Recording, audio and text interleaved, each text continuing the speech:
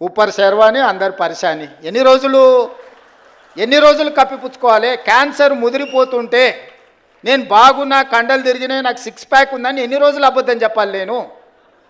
మీరు చెప్పండి. ఈ రాష్ట్రానికి ఆర్థికంగా ఆయన గారు క్యాన్సర్ ఇచ్చిపోయిండు. ఆ క్యాన్సర్ నుంచి నేను కోలుకొని దాన్ని ఏదో రకంగా ఆరోగ్యం సాధించి దీన్ని ముందుకు తీసుకెళ్లాలనే ప్రయత్నం చేస్తుంటే నువ్వేం చేయలేదు, నువ్వు దిగిపో అంటాడు.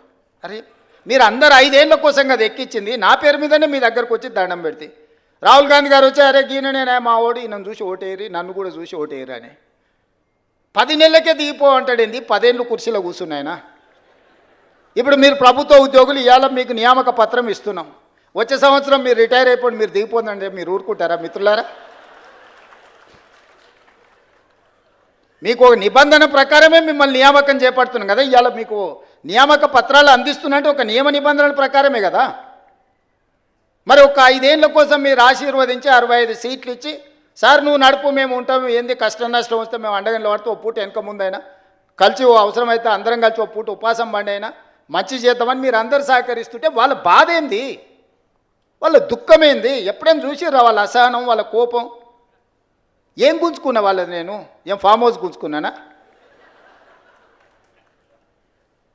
ఈ కుర్చీ కూడా మీరు గుంజుకొని నాకు ఇచ్చారు, నేనేం గుంజుకోలేదే. మీరు అందరు కలిసి ఇక లాభం లేదా, నువ్వు దిగు, ఇక నువ్వు ఉన్నా ఒకటే లేకున్నా ఒకటే, పోతేంత ఉంతేంత అని చెప్పి దించి మీరు అప్పచెప్తారు. నేను పని చేయనియాలి కదా నన్ను. ఇప్పుడు నన్ను పని చేయనిస్తేనే కదా ఇవాళ వీడికి వచ్చి మీ ముందు నిలబడి మీ నియామక పత్రాలు ఇవ్వగలిగిన కదా. ఆయన 12 ఏళ్ళలో చేసినట్టే నేనెందుకు చేయడానికి అవకాశం వస్తుండే? ఆయన పాలమూరు రంగారెడ్డి ఎత్తిపోతలు పూర్తి చేసి ఇవాళ నేను కొట్లాడాల్సిన అవసరం ఎందుకుంది? ఎస్ఎల్బీసీ 2005-6లో మొదలుపెట్టింది, 2026 వచ్చినా పూర్తి చేయనందుకే కదా నేను మనం మొదలు పెడితే ప్రమాదం జరిగి 8 మంది ప్రాణాలు కోల్పోయినరు. భీమా, నెట్టంపాడు, కోయిల్ సాగర్ ఏదైనా ఆనాడు మేము కట్టిన శ్రీశైలం, నాగార్జున సాగర్, శ్రీరామ్ సాగర్ ఏ ప్రాజెక్ట్ అయినా చూడండి, 60 ఏళ్ళు 70 ఏళ్ళ నుంచి నిటారుగా నిలబడి ఎన్నో తుఫాన్లకు ఎన్నో భూకంపాలకు తట్టుకొని నిలబడ్డ ప్రాజెక్టులు మేము కడితే ఆయన గారు 1,00,000 కోట్లు పెట్టి కాళేశ్వరం కడితే కట్టుడు కూలుడు 2 అయిపోయినాయి. పనిమంతుడు పందిరేస్తానంట, కుక్కతోక తలిగి కూలిపోయిందంట. దానికి మేము కాళేశ్వరం కట్టినాం, అది కాళేశ్వరం కాదురా నాయన, కూలేశ్వరం ఎప్పుడో కూలిపోయింది. ఆయన ఏ మాత్రం సిగ్గుపడకుండా అబద్ధాలు మొత్తం ఫ్యామిలీ ప్యాకేజ్లో అబద్ధాలు మాట్లాడతారు. ఒక్కడనే ఏమన్నా చక్కగా మాట్లాడతాడు అంటే మీరు చూడురి. సరే ఇవన్నీ నేను చూసుకుంటా, పిల్లల భవిష్యత్తు మీరు చూసుకోరు. నా కోరిక ఒక్కటే, రేపటి నాయకత్వాన్ని ఇవ్వాల్సింది మీరే. ఆనాడు మాకు చదువులు చెప్పిన సార్లు మాకు చదువు నేర్పిండ్రు కాబట్టి ఈరోజు ఈ రాష్ట్రానికి మేము నాయకత్వాన్ని ఇవ్వగలిగినాం. మేము ప్రభుత్వ పాఠశాలల్లో చదువుకొని వచ్చినాం, గ్రామీణ ప్రాంతం నుంచి వచ్చినాం, పల్లెటూరు నుంచి వచ్చిన వాళ్ళు. మేమేం ఆకాశం నుంచి ఊడిపడలే, అమెరికాలో చదువుకోలే, ఇక్కడనే చదువుకున్నాం, ఇక్కడ గవర్నమెంట్ స్కూళ్ళనే చదువుకున్నాం.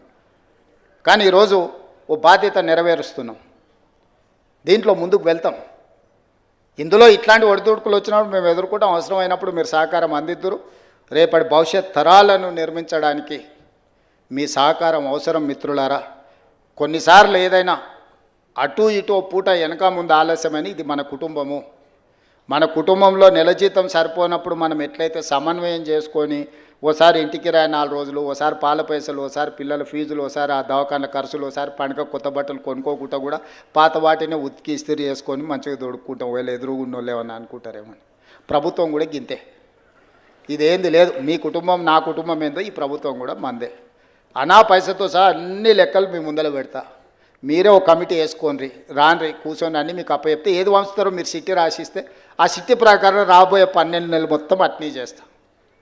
ఒక్క రూపాయి కూడా దాచిపెట్టను, ఒక్క రూపాయి కూడా నేను అబద్ధం చెప్పను. అబద్ధాలతోని తాతల ముత్తాతల పేర్ల మీద ఎవరి పిల్లలో చచ్చిపోతే ఇంత దూరం నేను రాలే. కష్టాన్ని నమ్ముకొని వచ్చినా, ఉన్నది ఉన్నట్టు చెప్పి ఇంత దూరం వచ్చినా, ఈరోజు ఇక్కడికి చేరుకున్నా అంటే కష్టము నిజం మాట్లాడటం ఈ రెండే మీరు ఆశీర్వదించి ఇక్కడికి ఇచ్చారు.